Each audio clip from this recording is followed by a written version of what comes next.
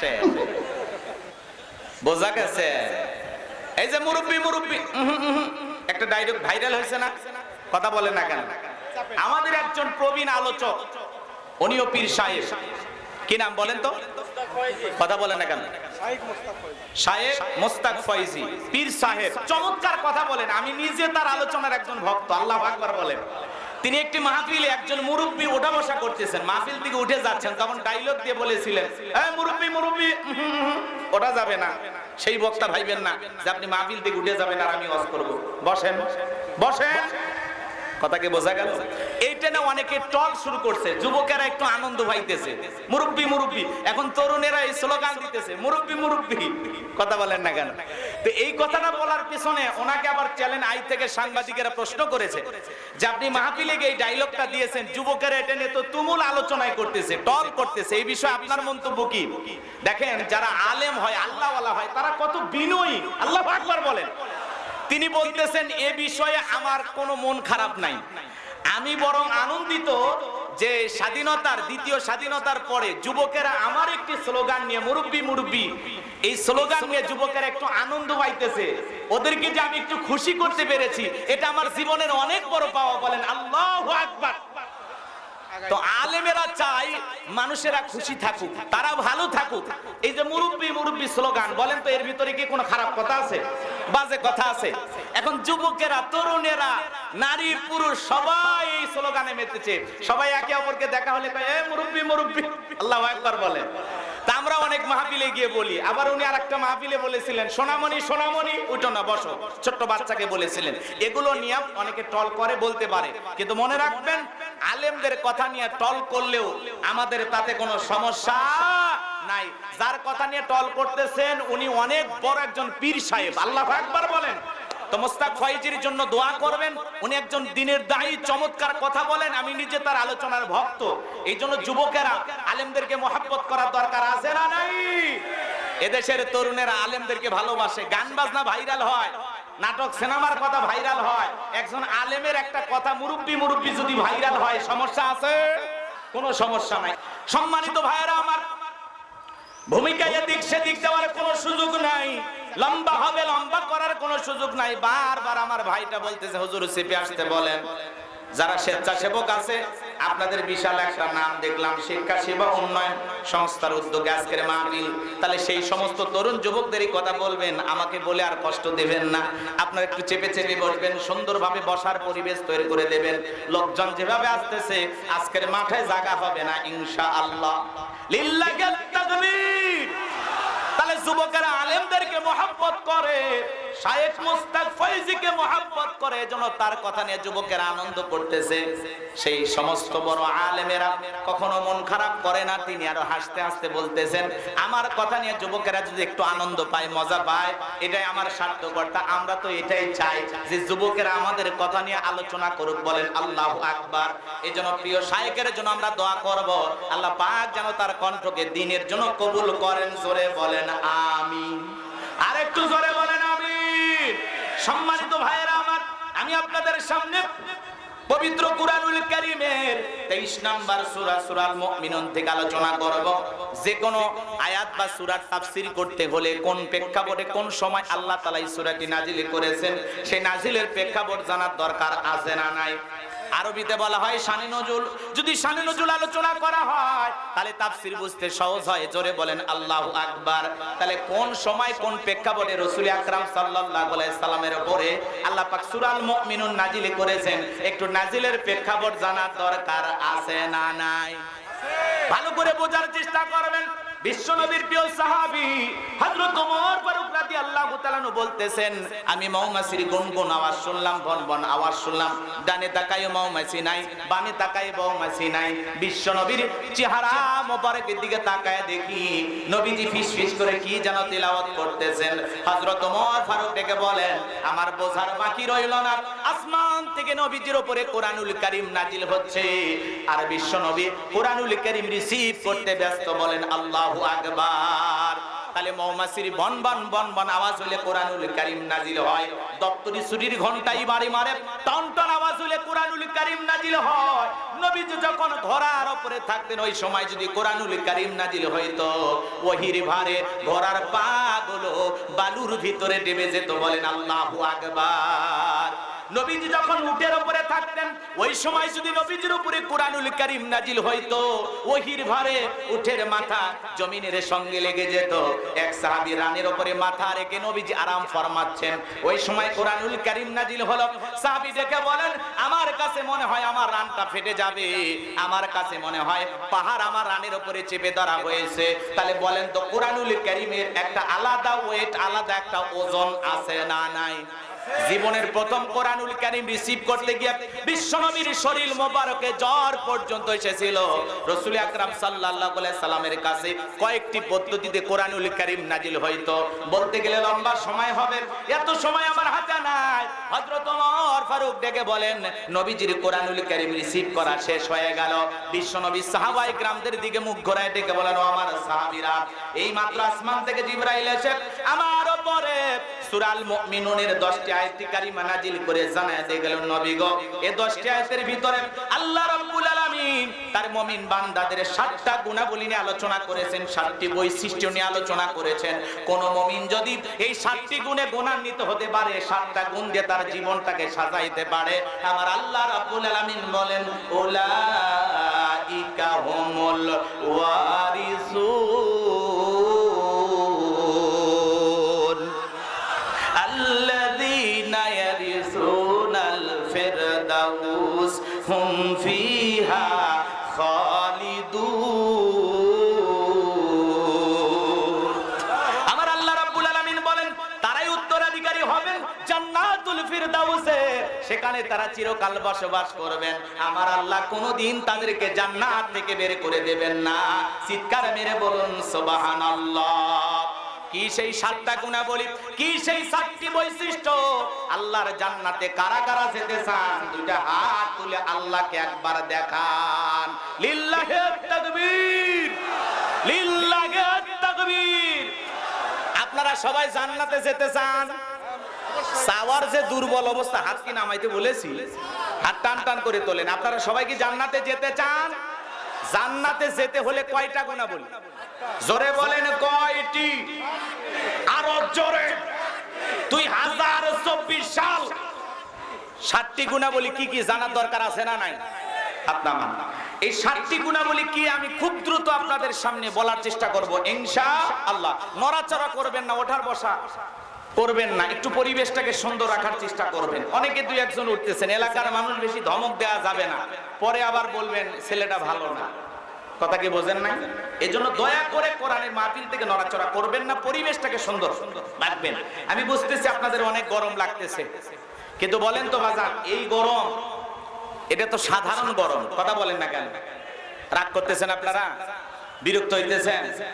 অনেকে খালি গায়ে, জি এই ছেলে পেলে আসতে সাবধান সাবধান, এদিক খেয়াল করেন বাজান গো আমার। জীবনে অনেক গরম সহ্য করেছেন, আজকে আল্লাহর কোরআন শোনার জন্য একটু কষ্ট করেন। কষ্ট যত বেশি আমল নামায় নেকিও তত বেশি। কথা বলেন ঠিক কিনা? জান্নাতের বাগানে বসেছেন, আল্লাহ পাক যেন আমাদের সবাইকে এইভাবে জান্নাতে বসে আল্লাহর কণ্ঠে কোরআনের আলোচনা শোনার তৌফিক দান করেন। জোরে বলেন আমিন। জান্নাতের মধ্যে মাহফিল হবে, আপনারা জানেন না?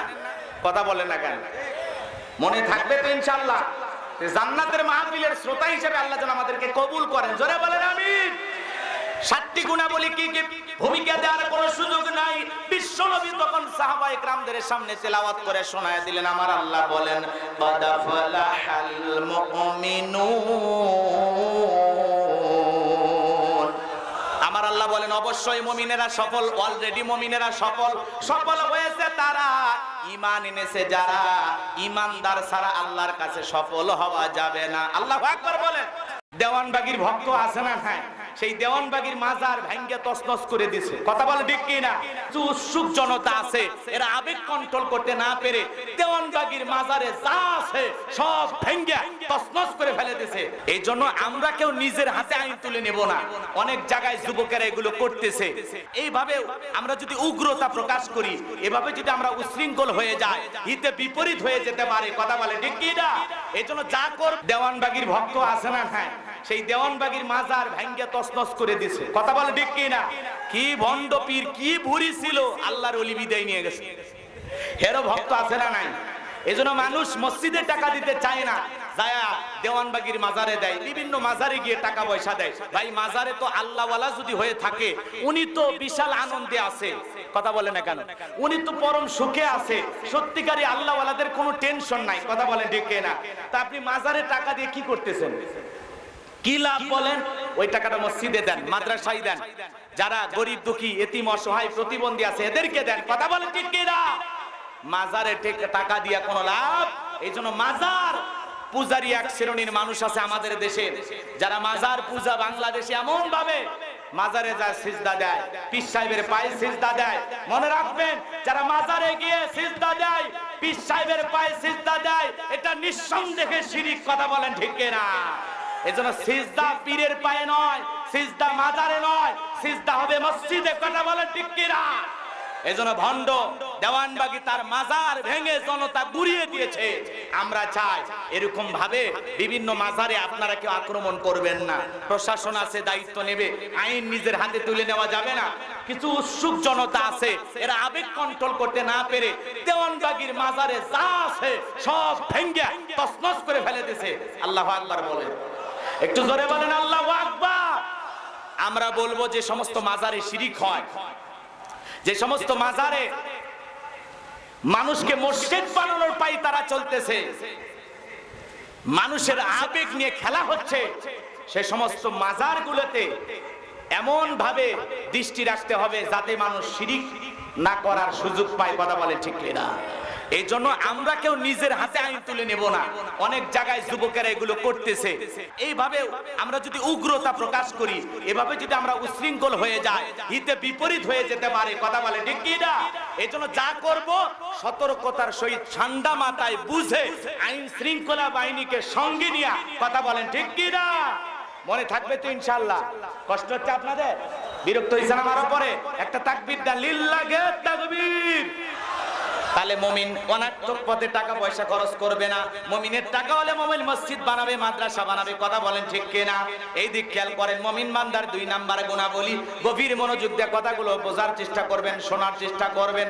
অনার্থক কথাবার্তা বলবে না, অনার্থক কাজ করবে না, অনার্থক পথে টাকা পয়সা নষ্ট করা যাবে না।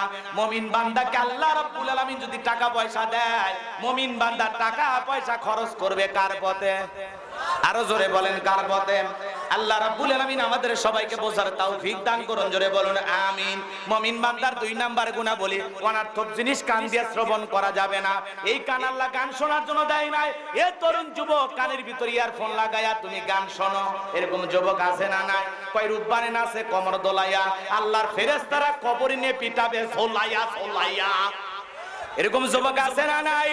এজন্য যুবক ভাইদেরকে অনুরোধের ভাষায় বলবো, এই কান আল্লাহ গান শোনার জন্য দেয় নাই, ডিজে পার্টির নাচ শোনার জন্য দেয় নাই, উল্টা পাল্টা গান শোনার জন্য দেয় নাই। আল্লাহ পাক এই কান দিয়েছে ভালো কথা শ্রবণ করতে হবে, ওয়াজ নসিহত শ্রবণ করতে হবে, কোরআন তিলাওয়াত শ্রবণ করতে হবে। এই কান দিয়ে ভালো ভালো কথাগুলো শ্রবণ করার দরকার আছে না নাই? সিরাজগঞ্জের এক যুবক কানের ভিতর ইয়ারফোন লাগাইয়া রেল লাইন দিয়ে হেঁটে হেঁটে যাচ্ছিল, ট্রেন এসে ধাক্কা মারিয়া 3 টুকরা করে থুয়ে গেছে। মরার পরে এখন কবরে যায় গান শোন। কথা বলেন ঠিক কিনা? এজন্য যুবক রে, এত বড় উন্মাদ পাগল হওয়া যাবে? তাহলে গান বাজনা শ্রবণ করা যাবে? এগুলো শোনা জায়েজ না হারাম? তাহলে মুমিন বান্দার 2 নাম্বার গুণাবলী, মুমিন বান্দা সেই কথা বলবে যে কথা বললে সব হয়। মুমিন বান্দা সমাজে সেই কাজ চালু করবে যে কাজ চালু করলে সব হয়। মুমিন বান্দা সেই জিনিসগুলো শ্রবণ করবে যেগুলো শুনলে সব হয়। এক কথায় সব আছে যেখানে, সব আছে যেখানে। কারা কারা আছেন 2 হাত তুলে দেখা, লিল্লাহি তাকবীর। হাত নামান, কষ্ট হচ্ছে আপনাদের। এইবার মুমিন বান্দার 3 নাম্বার গুণাবলী আল্লাহ রাব্বুল আলামিন বলেন, ওয়াল্লাযীনা হুম লিয-যাকাতি ফাইলুন।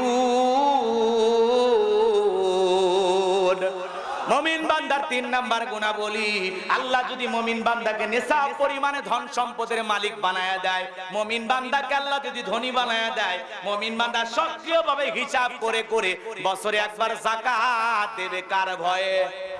যাকাত দেওয়া নফল না ফরজ? একটু জোরে বলেন, যাকাত দেওয়া নফল না ফরজ? নামাজ আদায় করা যেমন ফরজ, যাকাত দেওয়া তেমনি ফরজ। কথা বলেন ঠিক কিনা? যাকাত আল্লাহ তাআলা কেন দিলেন? যাকাত হলো অর্থনৈতিক ইবাদত। ভালো করে বোঝার চেষ্টা করবেন।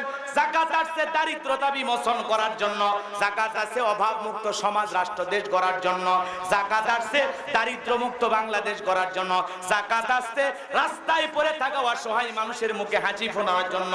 যাকাতের মাধ্যমে রাস্তার এপারে 10 তলা এপারে গাছতলা এর ব্যবধানকে দূর করার জন্য। বলেন আল্লাহু আকবার। আল্লাহ যাদেরকে ধনী বানাইছে বছরে একবার যাকাত দিতে হবে। কার ভয়ে? যাকাত দেওয়া নফল না ফরজ? আল্লাহ পাক আপনাকে যে যাকাত দিয়েছেন ভালো করে বোঝেন, শতকরা 2.5% দিতে হবে। কয় লাখ টাকার কয় হাজার টাকা যাকাত আসে, কয় কোটি টাকার কয় লাখ টাকা যাকাত আসে, একটু হিসাব নিকাশ করে যাকাত দেওয়ার দরকার আছে না নাই? ভালো করে বোঝার চেষ্টা করবেন। আল্লাহর নবী মুসা আলাইহিস সালামের জামানায় একজন জালেমের আবির্ভাব হয়েছিল, এর নাম ছিল কারুন। এই কারুনকে আল্লাহ এত সম্পদ দিয়েছিল, এ বাজান গো আমার 70টা উট লাগতো চাবি বহন করতে। চাবি যদি এত হয় তালা কত, আর তালা যদি এত হয় সিন্ধুকে মাল কত। সেই কারুনের কাছে আল্লাহ নবী মুসা আলাইহিস সালাম গিয়েছিলেন, হে কারুন তোরে যাকাত দিতে হবে। কারুন ডেকে বলে আমি যাকাত দিতে পারবো না। আল্লাহ নবী মুসা আলাইহিস সালাম রাগান্বিত হয়ে ডেকে বলে যাকাত না দিলে যাকাত আদায় করা হবে। আল্লাহু আকবার বলেন। যাকাত সহজে ধনীরা দিতে চায় না। এমনও ধনী আসে 1 কোটি টাকা যাকাত আসবে, 5-10 লাখ টাকা যাকাত দিয়া নিজের 90 লাখ টাকা যাকাত নিজে মারিয়া খায়। আছে না নাই? 2 লাখ টাকা যাকাত আছে, 10-20 হাজার টাকা দিয়ে বাকিটা মারিয়া খায়। আছে না নাই? যাকাত ধনীরা দিতে চাইবে না, যাকাত আদায় করা লাগবে। আর যাকাত যদি আদায় করতে চায় তাহলে বাংলাদেশের অনেক মন্ত্রণালয় আছে, একটা যাকাত মন্ত্রণালয় চালু করতে হবে।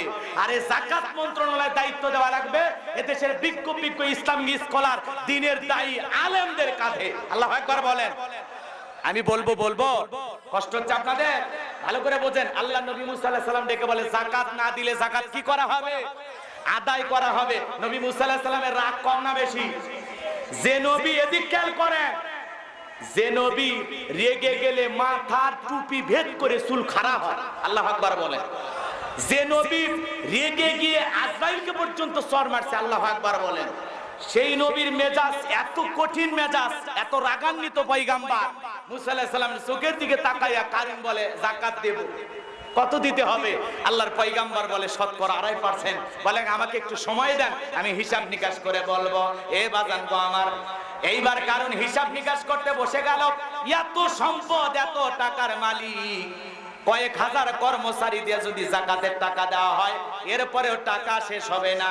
এমনি তো কৃপণ, পায়ে স্যান্ডেল দেয় না ক্ষয় যাবে বলে, গায়ে জামা পরে না ছিঁড়ে যাবে বলে, সেই কৃপণ কি এত টাকা যাকাত দিতে পারে না? সেইবার কি করলো, এলাকায় একটা 2 নাম্বার মহিলা ছিল পতিতা, এর নাম ছিল সবদা। এই সবদা নামের পতিতার কাছে যা বলে, সবদারে 2 বস্তা টাকা তোরে দেব। 1 বস্তা টাকা আমি অ্যাডভান্স হিসেবে এখন দিলাম, আর 1 বস্তা টাকা তোরে সাক্ষী দেওয়ার পরে দেব। বিনিময়ে আল্লাহ নবী মুসা আলাইহিস সালাম যখন আগামী কালকে আলোচনা করবে, ওই ভরা মজলিসে দাঁড়ায়া একবার শুধু বলবি, মুসা নবী দিনের বেলায় ওয়াজ করে আর রাতের বেলা আমি সবদার সাথে রাত কাটাই। বাস এতটুকু কথা বললেই যথেষ্ট, বাকি যা করার আমি করব। যেহেতু 2 নাম্বার মহিলা রাজি হয়ে গেল, এ বাজান গো আমার, পরের দিন সকালবেলা আল্লাহ নবী মুসা আলাইহিস সালাম আলোচনা করতেছেন। ওই ভরা মজলিসে হাজার হাজার জনতা আলোচনা শুনতেছেন। মুসা আলাইহিস সালামের আলোচনা শুনে সবদার পাশান্ডি দয় গইলা চোখ দিয়ে পানি ঝরতেছে। বলেন আল্লাহু আকবার। কারণ খালি ইশারা দিয়ে বলে সবদা দাঁড়াও। সবদা বলে আর একটু শুনি। এইবার 2 জন লোক পাঠায়া দিল, তাড়াতাড়ি করে দাঁড়াও। নেতা দাঁড়াইতে বলেছে, সবদা বলে আর একটু শুনি। বলে না, শুনতে দেওয়া যাবে না। 2 জন লোক এইবার 2 হাত ধরে সবদাকে জোর করে দাঁড় করে দিলেন। যখন কারণ লাভ মেরে ডেকে বলে, এ মুসা ওয়াজ বন্ধ কর, তাকায়া দেখ 2 নাম্বার মহিলা দাঁড়াইছে, মহিলাটা 2 নাম্বার না 1 নাম্বার? আল্লাহর নবী মুসা কি জানে? এ ভাই এদিক খেয়াল করুন, কষ্ট হচ্ছে আপনাদের? কষ্ট হচ্ছে আপনাদের? এবার মহিলা কি সাক্ষী দেয় আপনারা কি শুনবেন? কারা কারা শুনবেন? 2 হাত তুলে আল্লাহকে একবার দেখান। লিল্লাহে তাকবীর। হাত নামান। কষ্ট হচ্ছে আপনাদের? আল্লাহর দ্বীন কায়েমের জন্য, আল্লাহর জমিনে আল্লাহর দ্বীনকে প্রতিষ্ঠিত করার জন্য, ও গাইবান্দার মুজাহিদ তাওহীদের জনতা, আল্লাহর জমিনে আল্লাহর দ্বীনকে প্রতিষ্ঠিত করার জন্য যদি কখনো ডাক আসে, জান মাল দিয়ে হলেও কারা কারা আল্লাহর জমিনে আল্লাহর দ্বীনকে প্রতিষ্ঠিত করতে রাজি? 2 হাত তুলে মালিককে দেখান।